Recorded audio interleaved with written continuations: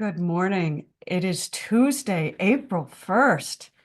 Happy April 2025. This is I Am an Open Door, courtesy of Reverend Cindy Krupp, or Cindy, as we like to call her.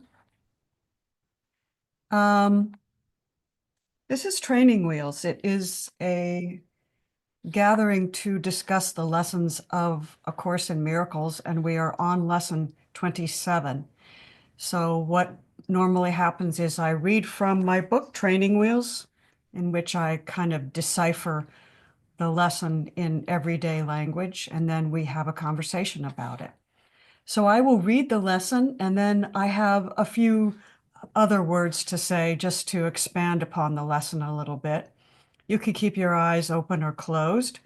Um, what I like to do is read through the first 26 lessons, and then we'll read lesson 27. So you might want to close your eyes just to sink into the words of the lesson and let them inform you.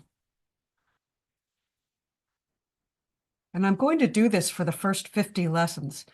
Cindy really brought this to into our awareness, how the first 50 lessons are really, they build on each other in a beautiful way. And this first lesson I still use every day.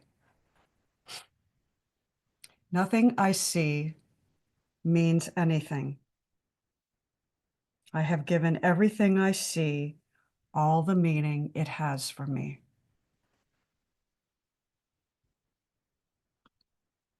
I do not understand anything I see. These thoughts do not mean anything. I am never upset for the reasons I think. I'm upset because I see something that is not there. I see only the past. My mind is preoccupied with past thoughts. I see nothing as it is now. My thoughts do not mean anything. My meaningless thoughts are showing me a meaningless world. I am upset because I see a meaningless world. A meaningless world engenders fear. God did not create a meaningless world. My thoughts are images I have made. I have no neutral thoughts. I see no neutral things. I am not alone in experiencing the effects of my seeing. I am not alone in experiencing the effects of my thoughts.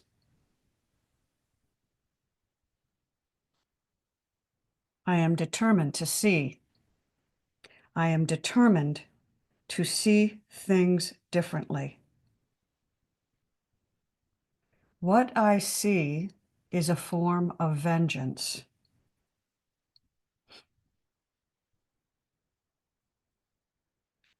I can escape from the world I see by giving up attack thoughts. I do not perceive my own best interests. I do not know what anything is for. My attack thoughts are attacking my invulnerability. Above all else, I want to see. Above all else, I want to see. When I first practiced this lesson, we were experiencing a blinding snowstorm. It seemed like a wonderful metaphor. The body's eyes cannot be relied upon for true sight, for it is the heart that truly sees. Quiet, peace, and calmness enhance true seeing. The jarring loudness of this world draws attention away from true sight, and we are suffering for it. To see truly, we must remember our invulnerability, because sometimes the moment feels uncomfortable and we may want to flee from it into mental thinking. So true seeing also means being patient, and sometimes also being courageous. Today's practice is very simple. You are asked to remember to repeat the lesson in your mind throughout the day. But you are asked to repeat it often, every 15 minutes. In a way, this is like spending the day in prayer or mindfulness meditation. Today's practice takes mind training to a new level. You will experience an inner retreat, even though your body may seem to be moving in an outer world. Don't worry if you don't believe the words. Above all else, I want to see. It doesn't matter. The words will do their job. Just go about your day and try to remember the lesson. As you repeat it, relax and be present in the moment. Look around and take a breath. Try to experience the words inside yourself. True learning means knowing, and knowing is a product of experience. Play with this lesson. Say the words and see where they take you. There's no right way to do it, except to practice and see what comes up in the moment. If you forget, and you will, do not make yourself suffer. Guilt is an impediment to learning, and it has no value. Just try to remember the next time. Have fun. Be at peace. Enjoy yourself. Today's lesson in A Course in Miracles, at least this lesson 91 for April 1st, is miracles are seen in light. So what do you see in this world? Conflict, guilt, danger, sadness, hope, hopelessness. These are aspects of the small self that need to be seen, to be loved as they are, as they arise. What does love mean? At times, love simply means not turning away, allowing the energy of the feeling or the thought to arise and be held. The purpose is not overcoming. The purpose is allowing. To be is to allow. To be is to allow. To allow is to integrate. Forgiveness allows and integrates. It makes every moment an opportunity to be a full participant in the movement of God's being, as God's being. No feeling or thought is wrong, but it needs to be seen in the light of truth. And that is permission. That gives it permission to be an aspect of the wholeness.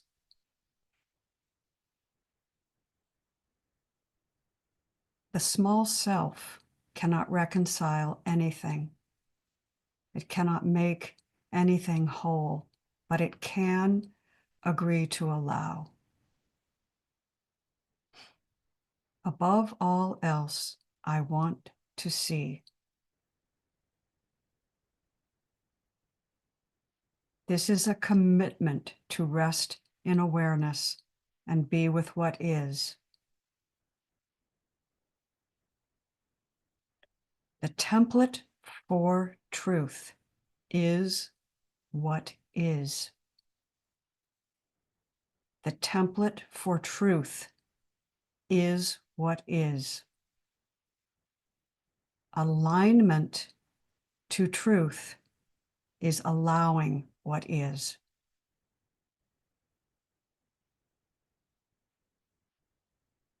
Alignment to truth is allowing what is.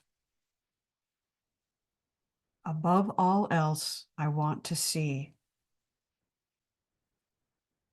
Seeing is being with and as what is. What is holy is what is. All that is encountered is God in its expression. Above all else, I want to see. The desire to see is divine will. The desire to see is divine will. The desire to see is God's expression through you as God's being.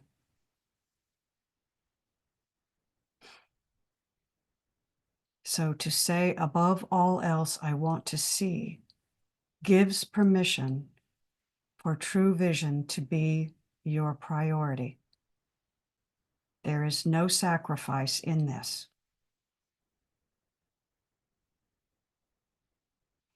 And what will be seen is not up to the small self or its interpretation.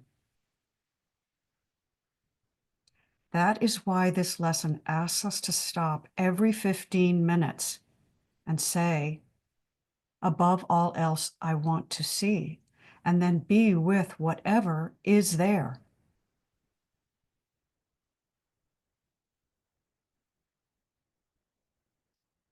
This interrupts the small self's interpretation of whatever is arising in the moment. And make no mistake, when you do this every 15 minutes, your day will not be the same.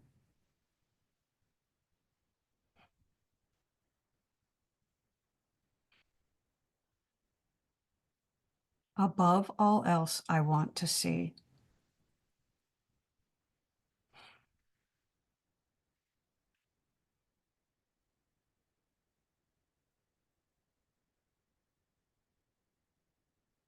The desire to see is God's expression through you as God's being.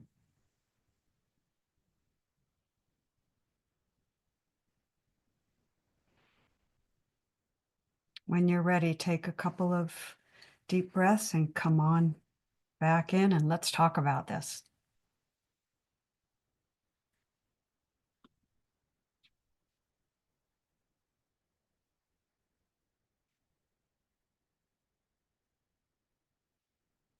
When I first started A Course in Miracles, I did this lesson and I did it every 15 minutes.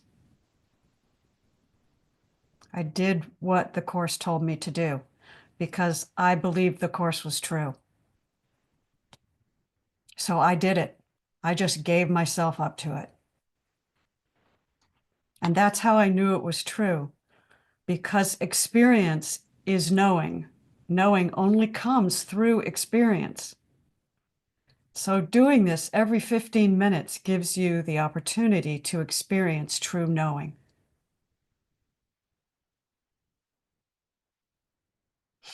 As Alka says, yes, it is very profound. And what is also true is that the small self does not know what to see. So don't use the small self's interpretation. Don't anticipate what true seeing will be through the small self. Let it go. What you will see will not be what you expect. Sometimes it might be, but if you let go, you will see what you do not expect.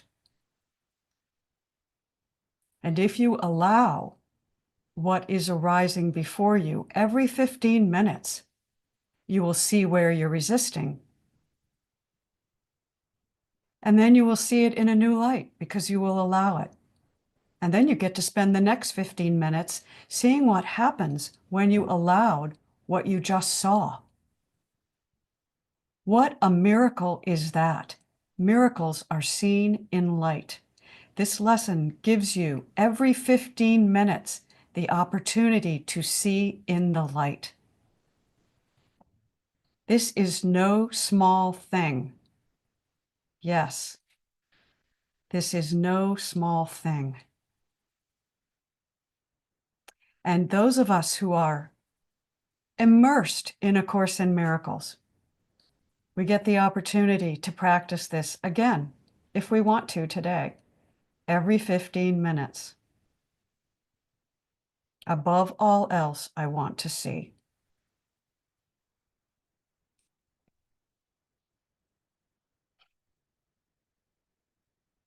I'll open it up.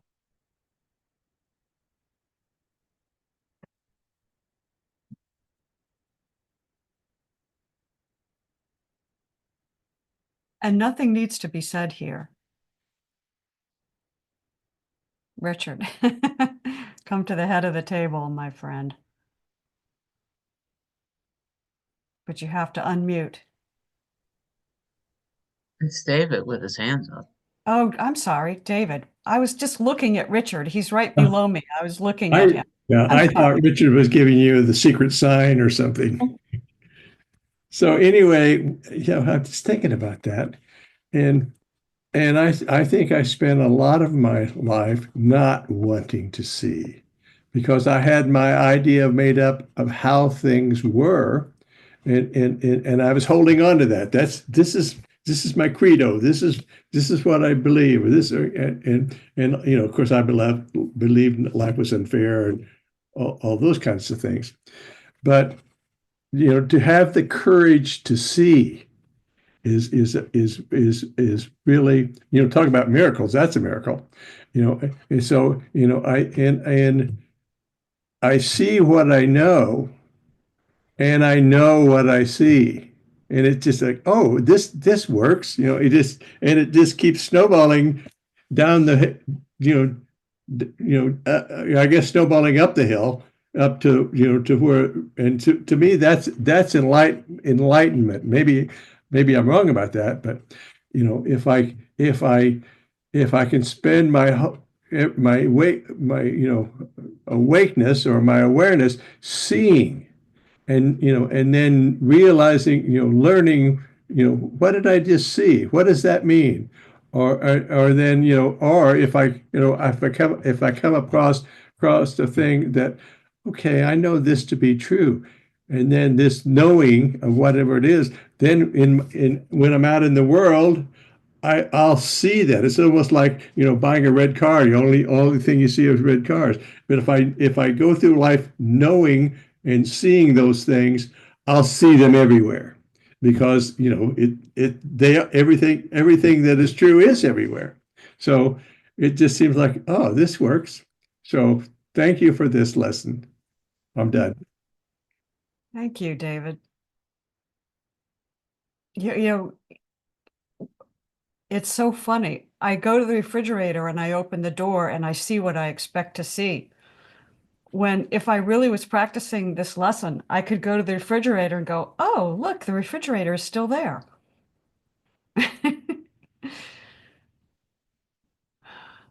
It could be like Schrodinger's cat. Okay, I expect to see, you know, I expect to see a nice fresh meatloaf, and there it would be. Yes, exactly.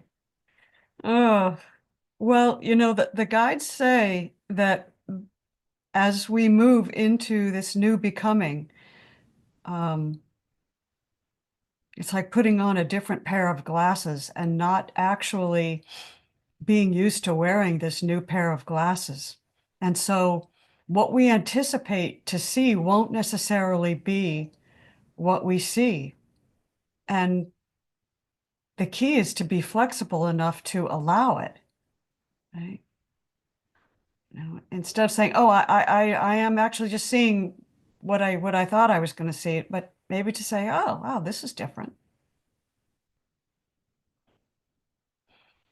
Patricia. So maybe Patricia, just before you go, maybe one of the things we could play with together is how we are seeing things differently, and we come together. How is this working for you? Right? And Alka says, look through a baby's eyes. Yes. Yes. Patricia.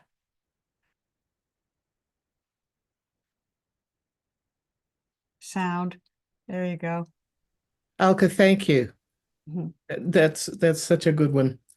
The question I had is that I can see things. I look around, I can see things.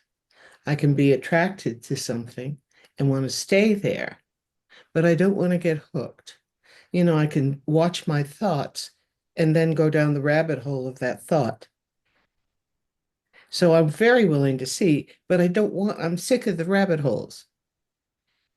Very sick of them. I just want to look at that and go, oh, fear's arising. Look at that. I don't want to stay with that. So any guidance would be appreciated. Thank you. Yeah, what comes to me right now, and I'm sure other people will have other offerings here. But when the fear does arise, to look at it really with fresh eyes, with baby's eyes, right? And then you're not down the rabbit hole. And not only are you not down the rabbit hole, but you're actually seeing the way it manifests. What does it taste like? What does it feel like? Where is it in the body? What does it have to say to you? What is the fear all about? Every time fear arises, it's arising in a new way. It's never the same.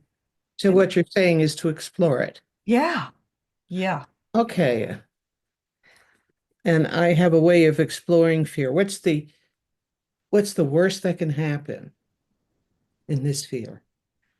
Oh, really? And what's Yeah. the best that can happen in this fear?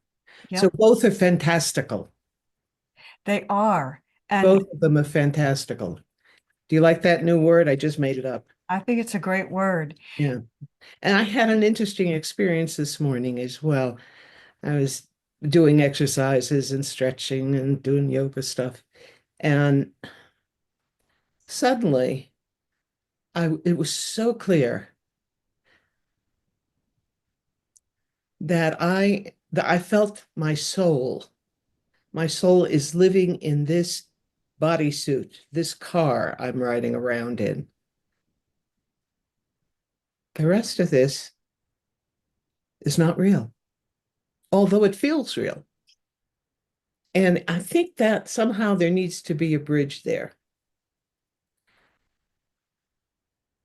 I mean, for me. Mhm. So again, if anyone has bridges, please share them. Mm. Thank you. Yeah, thank you. One other thought is to experience what arises as the infinite self. Do you know what I'm saying? So what I am in truth is the infinite self. So whatever's arising,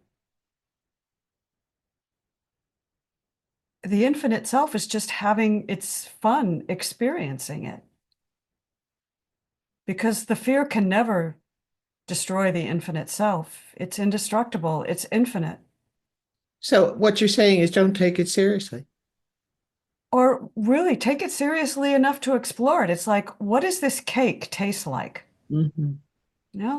I'd really like to taste this cake, knowing that I'm not the cake and that it's just there for me to have the experience of it. So what does this fear taste like?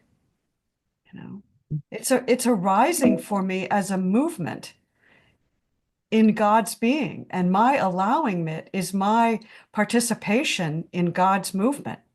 through me as me. So I am free to taste this fear all I want, or this anger, or this depression, or whatever it is. It isn't me. I am the infinite self. Mhm. And I get to have my experience of this. Like, that's why being in these bodies at this time is so exciting, because we get to have the experience of it. We've said yes to being here, right? You as infinite being, my own true self, have said yes to being Patricia in this experience. So have the experience with it as Patricia all you want. It's the one chance you get, Interesting. right? It's your Whole new only chance. perspective. Yeah, Excuse me. right. You will never die. You are absolutely infinite. You were never born. This is your chance to eat the whole friggin' cake, right? I don't do so well with sour. So I guess I'll have to learn to live with it. But I think that is the essential part. It's just not getting hooked into it to believe it to be true. That's Yeah. what I'm saying. Yeah, there you go. Let it go. But first explore it.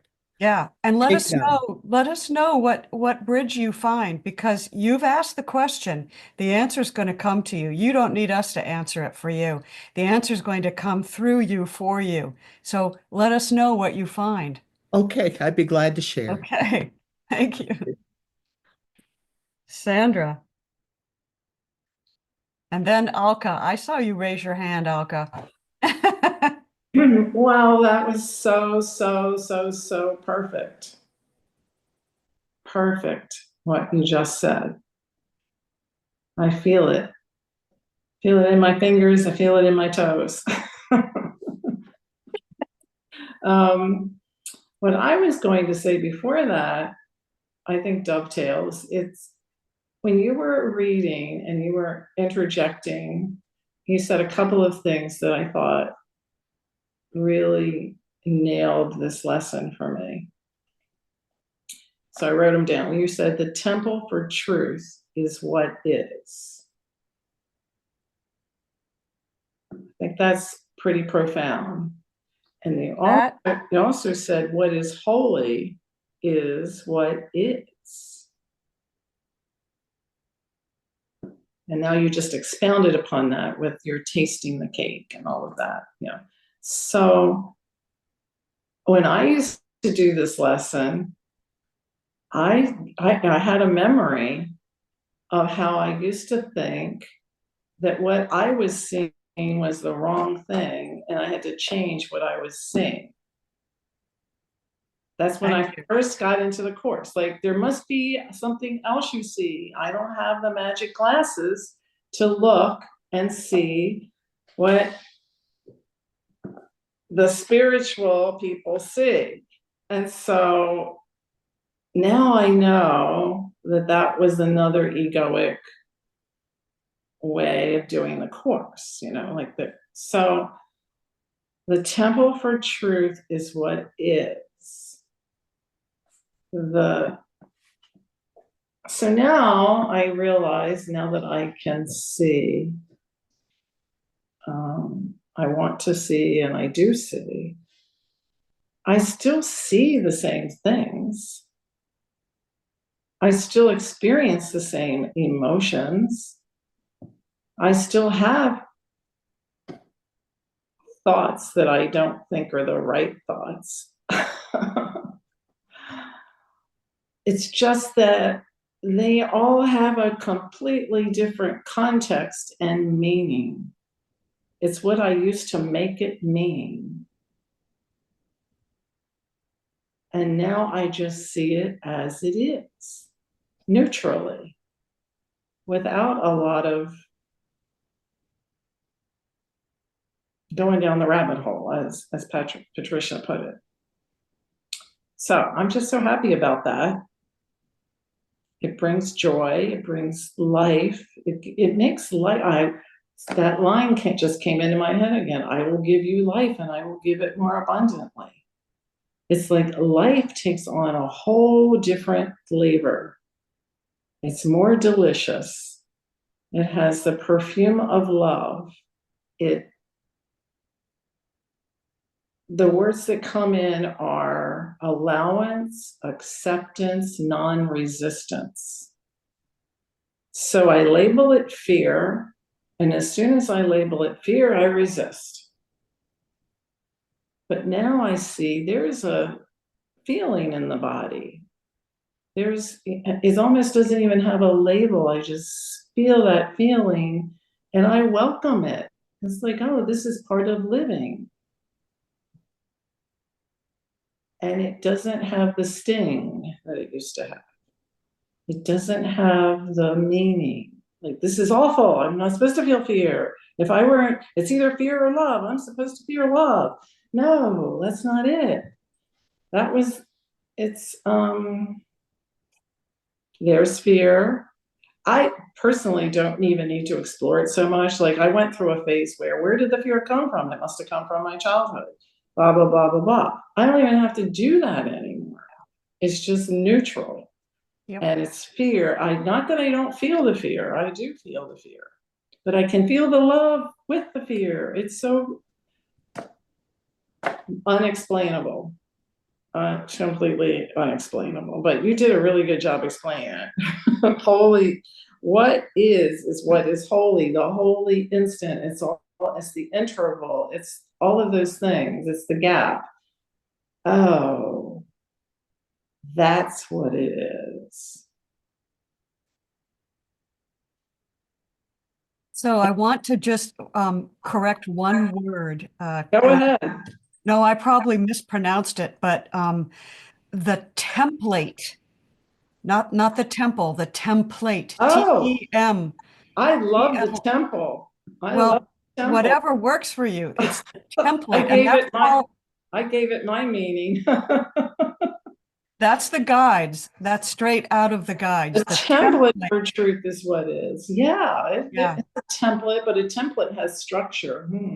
I don't know. I want it to be all wide open because I can see so much more than what the template has. It's like,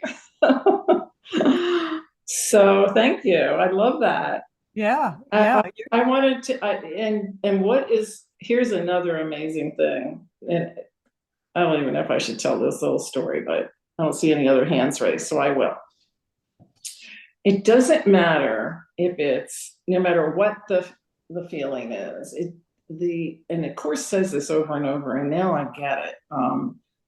It's not big or small. It's all the same. Like my reaction to my granddaughter's label of anorexia. And then the card game. So I'm going to tell you about the card game on Sunday night. My husband and I play cards. And we play this game that two people can play. It's called Two-Handed Spades. So we just do it for fun, you know.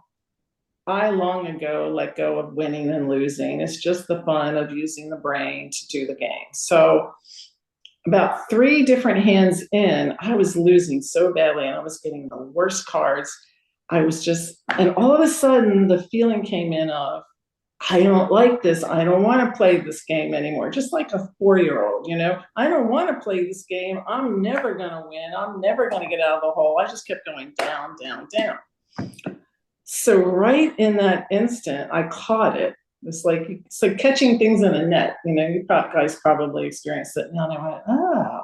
So I keep playing, but while I'm playing, I'm like, that was a really interesting. It's almost like you're curious about it. You're not labeling it. You're not blaming it. You're just curious. That was an interesting sensation. Wow, look at that sensation. She doesn't want to play the game anymore. And then I kind of started laughing. I mean, I just had like this big laugh. And my husband's like, what are you laughing at? I didn't want to tell him how stupid I was. So I just kept playing the game. So the next hand, I got all the spades, which is how you win. And I just kept playing. And then we had another hand and that was over. And he goes, oh, guess what? You won. I said, I won? I won the game. And I thought, was this a miracle? Or was this the universe telling me something? I decided it was. I decided that it was. And that's so trivial, and yet it's the practice on what they call the low-hanging fruit, the easy things that gives us the muscle to keep doing this. But it was the exact same process as hearing about my granddaughter being labeled as anorexic. Same exact process. Yep. Not, this is a big one, this is a small one. So thank you, Amy. I love your teaching. I just love hearing you teach about the Course. It resonates, and it makes me, I get like excited about it. Thank you. Which is one of those sensations that I tend to enjoy, that sensation more than others. But I'm going to think about what is holy is what is. All of these are holy moments. Even that little Sandra 4-year-old wanting to play anymore, that was a holy moment too. I don't have to resist it. I don't have to make it go away, or I can just see it differently. That's right. That's right. And I love your teaching that it is all the same, whether we label it good or bad. It's the Yeah. seeing that counts. Yeah. That's what counts. It puts you into awareness, and awareness gives you those different classes you were talking about. Yes. It doesn't change. See, that was my fundamental learning. I was trying to change everything. Like, if I could just do enough mental gyrations to make it seem different than what it was, then I will have gotten it. And that was totally the wrong path. Right. Thanks for listening, everybody. Thank you. So that seeing gives you the opportunity to be a full participant in what's unfolding, right? So it doesn't matter what's unfolding. It's the allowing whatever is unfolding and being with it in the moment, because that's the only moment that there is. That's the only moment we can be fully participating. And that's being in the dance, isn't it? And being in the dance feels right. It feels so good, no matter what it is that's unfolding, right? And that's the movement of God, right? That's the movement. Just one more thing. And I don't have to separate it out as small self and big self, true self and false self. It's really all one self. That's just a temporary, what's that word that Rupert uses all the time? It's a temporary thing. It's the only word I can think of, thing. It's a temporary narrowing of the focus. It's temporary condition, I don't know, that helps me get back to full integration. But it's not like there's two different selves. No. I think, to use one of Rupert's, I don't know what he says, but when we fully align and fully embody as the infinite self, that is the greatest gift you can give yourself in any lifetime, is the full embodiment, the full awareness and the full allowing of yourself, knowing yourself as the infinite self, God's being.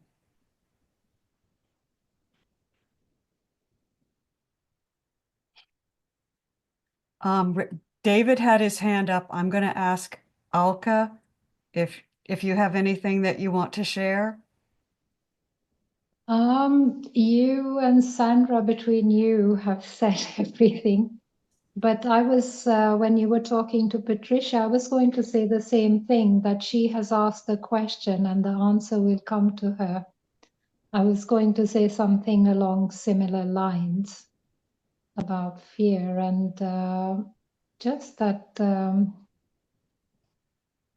and the second thing about looking through the baby's eyes, I remember my granddaughter when she was a baby, every time I opened the fridge, she would see the light come on and laugh out aloud, as if it was the most wonderful thing in the world.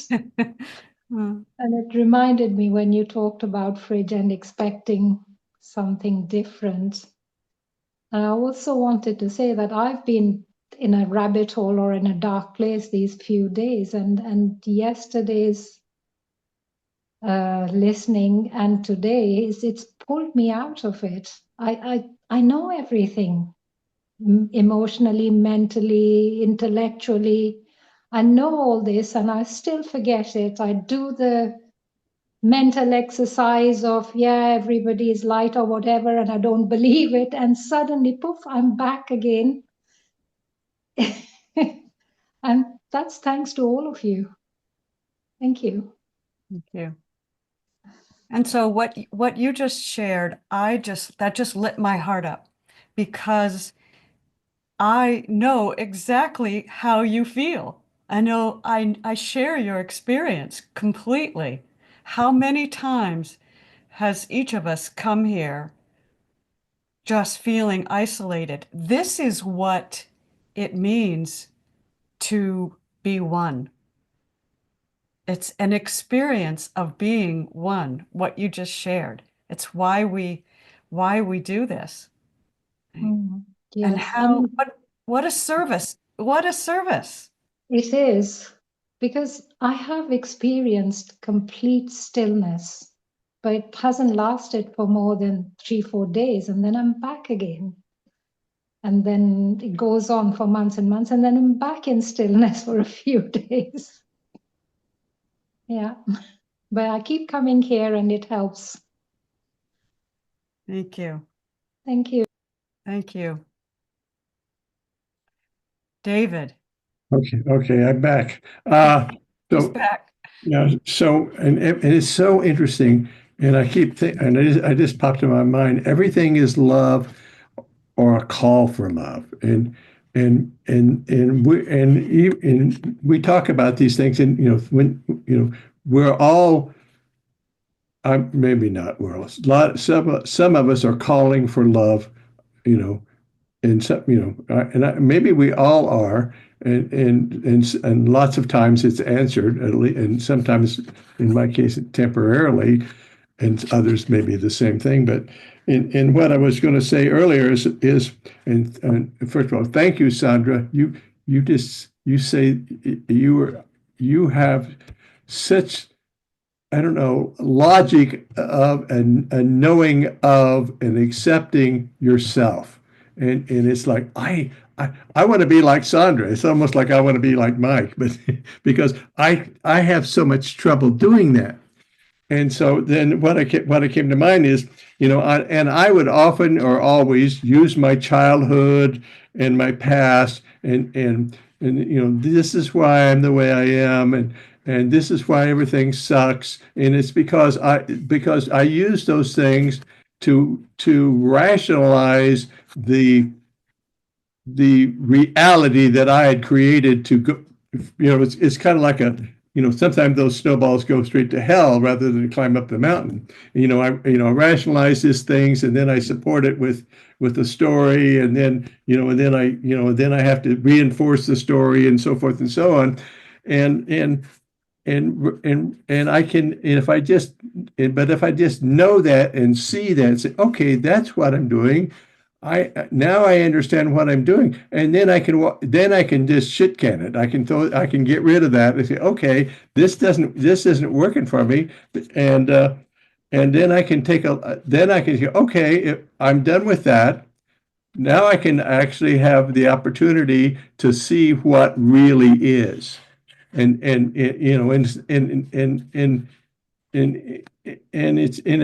it's not perfect, but it is perfect. It's not perfect as a judgment. Everything is. But if I can stay in what really is and not what I made up for it to be as a replacement for what really is, and when I'm doing that, that wrong place, that's why I go, and that's why I go into a dark place, because I know this stuff that I made up doesn't work. It isn't real. But I used to think, well, it doesn't work and it is real. But at least now I've come to the point of I know that it's just a made up story that I made up. So I can walk away from it. And so knowing that, and I can, if I walk away from it, if I get out of the darkness into the light, where the real story is, where reality is, it's not even a story. Then I can be there and do better and learn from, I can read the small print on the page because I'm standing in the light to read it. So thank you very much. Thank you, Alka. Thank you, Sandra. Thank you, Amy. Thank you for my lessons that I learned today. Thank you, David. I just want to say one thing. I think sometimes being in the darkness is the point, right? It is the point because the greater soul, whatever you want to call it, wants that experience, right? So even if you're in the rabbit hole and you can't get out, or you spend months in the darkness, that's the point. The small self may not recognize anything, but the true self says, oh, wow, what a great learning experience. Mm-hmm. The small self will never know what the higher self is actually getting from it. And will say to itself, I'm not learning this, I'm not getting it. But So- right, big self, the higher vibration, realize, oh, look, that's that place I go to sometimes, and I don't, and it isn't a good place, and now I know I don't have to go there. I can experience it, but I don't have to stay. Or it may say, what great information, Yeah. right? This is such an interesting experience. What great information to have. Mhm. I don't know. I don't know the answer to that. That just comes to me. Thank you, David. Cindy and then Michelle. I would be happy for Michelle to go first. Michelle, do you want to go? Want to come to the head of the table? Sure. I think these are all just beautiful shares. Thank you. I with I love this lesson, and with this lesson, I if I'm seeing something or perceiving something that is so disturbing, my other one of my real go-tos is I don't know what anything is for. And Amy, you just touched on this, so I was going to put my hand down. So I feel that very deeply in that moment to help me. Patricia, you had mentioned the bridge, and I would love to hear in the ensuing meetings Patricia, yours and other people's quote unquote bridges and tools. A Course in Miracles is an amazing, just an amazing tool, and the Holy Spirit as a bridge in that moment when I'm saying, I don't know what anything is for. I'm determined to see. I feel Spirit as my bridge. It makes me happy to feel that. I feel Spirit holding me when I just cannot make any sense of what it is I'm perceiving and feeling. And then a lot of times I can't unpack it. And Sandra, you touched on this. I can't unpack it, and I don't want to unpack it. I sometimes loop back into a past event with my mom or my dad, and I'm like, no, you know what?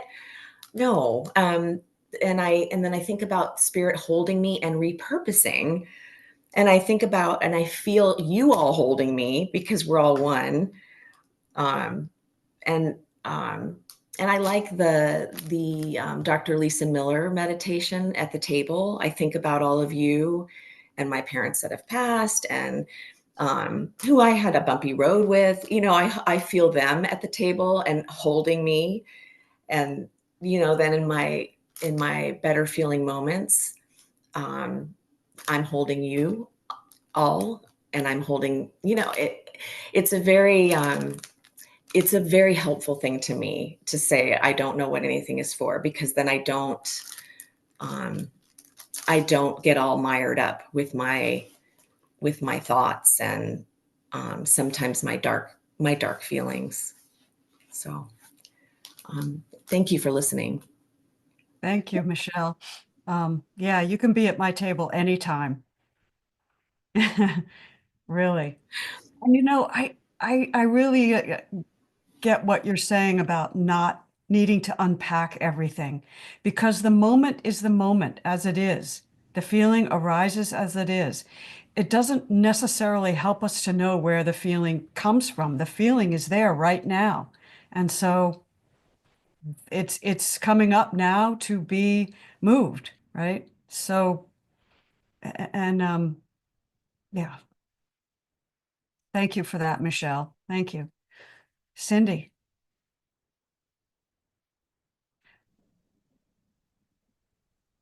The sun is really shining in your room right now. And I had to close the shades. That's how intense the sun's coming from the door. An experience this morning that I'll probably, if time permits, I'll talk about during the 12 stepping, since I know it's talking about the miracle, the change in perception. But this conversation has brought up a couple things that I figured I'd just put here based on my current understanding and the questions that Patricia brought to the table.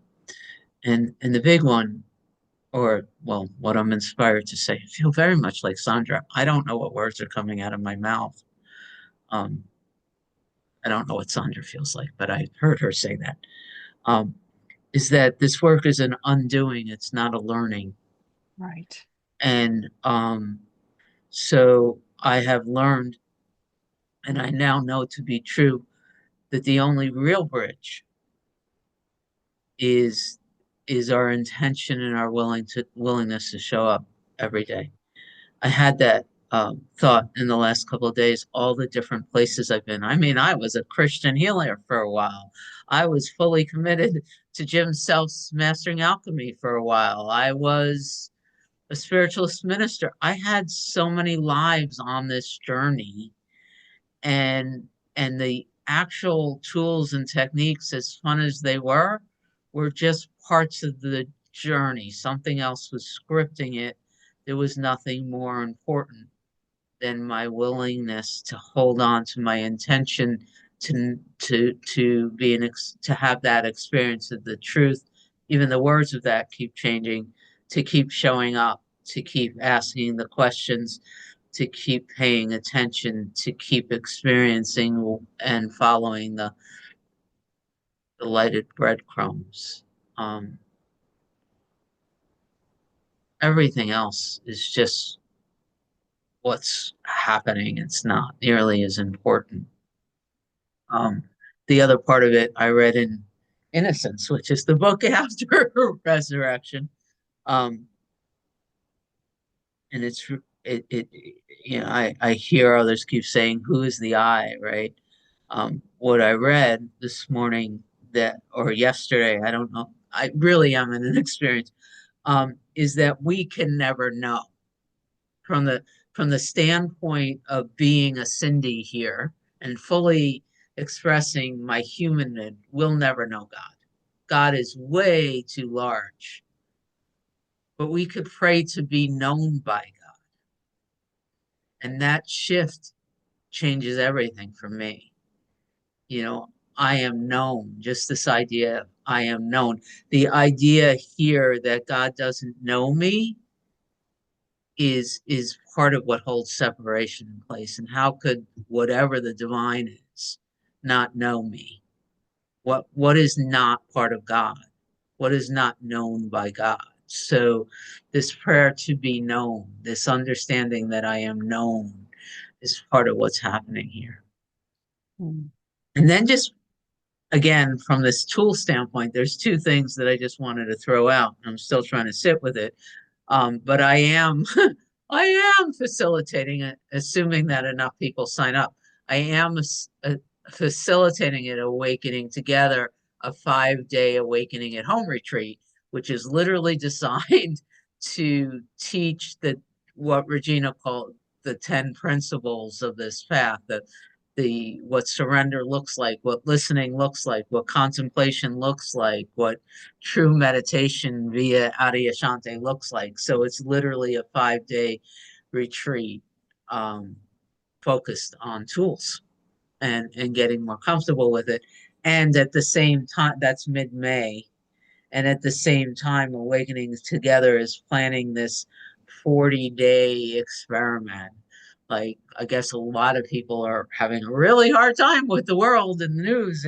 And so they were asking some of us, and I just signed up for 2 of them, for 40 days, there will be a facilitator for 1 hour a day introducing a practice and then pulling up a piece of news and practicing the practice with the piece of news and then doing a download, whether it's resting as awareness or doing an inquiry or whatever. I don't even know who all the facilitators are, but I just signed up for 2 hours and I stated that I'm going to hang out with the infinite way, which is literally what we're doing. Just like whatever's going on, no, God is real, you know, literally. So I signed up for 2-hour slots in May and June. So, this has been an extraordinary sitting and absorbing everything was going on in this hour. And I'm so grateful to be right in this way. So that's what I got. Thank you, Amy. Thank you, Cindy. Patricia, did you have something you wanted to say? Okay. Yes. The thing I wanted to say is it feels like we just get started and then we have to stop. Is it possible to extend this a bit? No? Okay. We have another meeting in an hour. Some of us have to get up and move around and stuff, but we're doing it again in an hour. So Okay. To be continued, in other words. Yep. As always, it does every time we meet. That's what the true. thinker is about for me. It just continues. Process of opening or purification or letting go, whatever it means. It's just happening. And I thank you from the bottom of my heart. It's so amazing for me to come on Tuesday because I miss Mondays because I have physical therapy, which is wonderful, by the way. But I miss Tuesday is the first day. You can always listen to the replays. It's not the same. I do listen to the replays, but it's not the same because I don't have you in front of me. Even though you're on Zoom, it doesn't make any difference. I give you all a big hug, and I love you all. That's all I have to say. Right back to you. You know, Jim Self in Mastering Alchemy used to have this exercise where he would say, you know, imagine you're at a dinner table with all your best friends.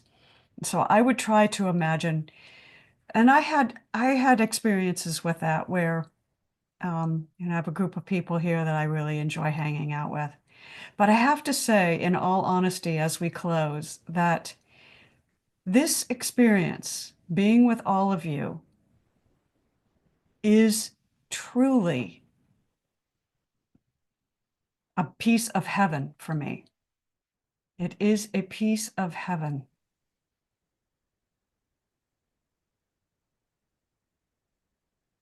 I just want to add to that, Amy, and how grateful I am, Cindy, that you started this. I really owe you deep gratitude.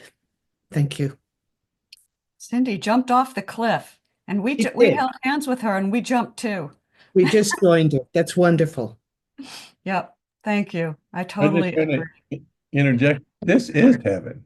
I mean, you know, I mean, what, you know, here we are, you know, the one of us, I'm vibrating so high, I ought to be able to levitate, but maybe if I diet a little bit, I might be able to. But it's just it can't get any better than this, No. at least in my humble opinion. What a great way to end this hour. Thank you, David, for giving us the final words. So we'll see you all in an hour if your schedule allows. And in the meantime, 4 times practice stopping every 15 minutes. Above all else, I want to see. Love us.